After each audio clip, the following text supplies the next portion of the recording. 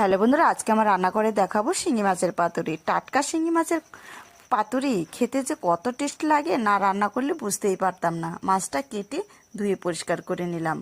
তারপরে দেখো ওই মাছের মধ্যেই দিয়ে দিচ্ছি আমি পেঁয়াজ কুচানো আর রসুন বাটা দিচ্ছি, পেঁয়াজ বাটা দেব, দিয়ে দিচ্ছি শুকনো লঙ্কা বাটা, তারপর দিয়ে দেব স্বাদ মতো লবণ আর হলুদের গুঁড়ো।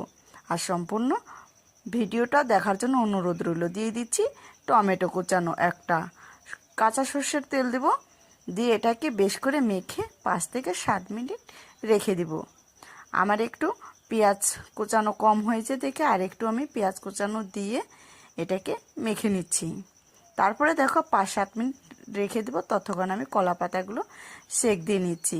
সেক দিলে কি হয়, মাছটা ফেটে ঝোলগুলো পড়ে যায় না।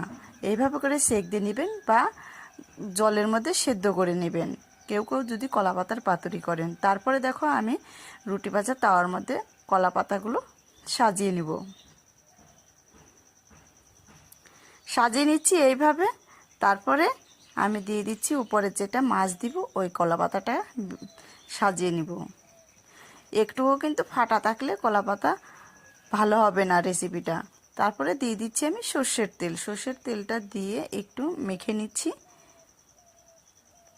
ভালো কলা পাতা দেখে নেবেন, তাহলে এর যে ঝোল থাকে ঝোলটা কিন্তু পড়ে যাবে না।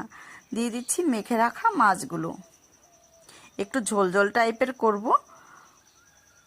এই যে দিয়ে দিচ্ছি আমি পরিমাণ মতো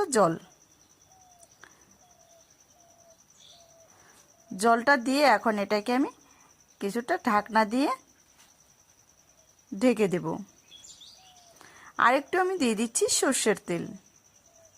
আর আমার ভিডিওগুলো যদি ভালো লাগে অবশ্যই সাবস্ক্রাইব, লাইক, কমেন্ট করে পাশে থাকবেন। পাশে থাকা বেল বাটনটি প্রেস করে দিবেন, যখনই আমি ভিডিও পোস্ট করব সর্বপ্রথম আপনাদের কাছে পৌঁছে যাবে।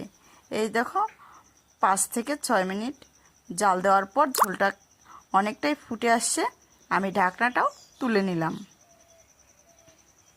আর সম্পূর্ণ ভিডিও দেখে বাড়িতে একবার হলে ওই রকম রেসিপি ট্রাই করে দেখবেন, অসাধারণ খেতে লাগে। আমি বন্ধ করে দিয়েছি, এটা হয়ে গেছে, খেতে অসাধারণ লাগবে। অনেক অনেক ধন্যবাদ।